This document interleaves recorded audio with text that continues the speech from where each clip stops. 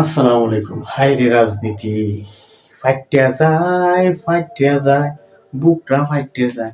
সেই ফাইটিয়া যায় কে তো শিল্পী মমতাজ বেগম, যিনি ক্ষমতায় যখন ছিলেন, আওয়ামী লীগের মনোনয়নে এমপি নির্বাচিত হয়েছিলেন, তখন বিরোধী দলকে যেভাবে বিষোদগার করেছেন, তারেক জিয়াকে যেভাবে বিষোদগার করেছেন, খালেদা জিয়াকে যেভাবে বিষোদগার করেছেন, শহীদ প্রেসিডেন্ট জিয়াউর রহমানকে নিয়ে যেভাবে বিষোদগার করেছেন, আজকে তিনি গ্রেপ্তার হয়েছে।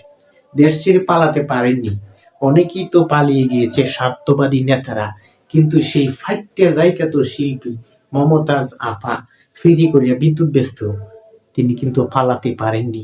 আজকে তিনি যখন গ্রেপ্তার হয়েছেন, তখন তিনি বলতেছে রাজনীতিতে এসে ভুল করেছি। যখন ক্ষমতার স্বাদ গ্রহণ করতেছিলেন, মানুষকে মানুষ হিসেবে গণ্য মূল্যায়ন করেননি।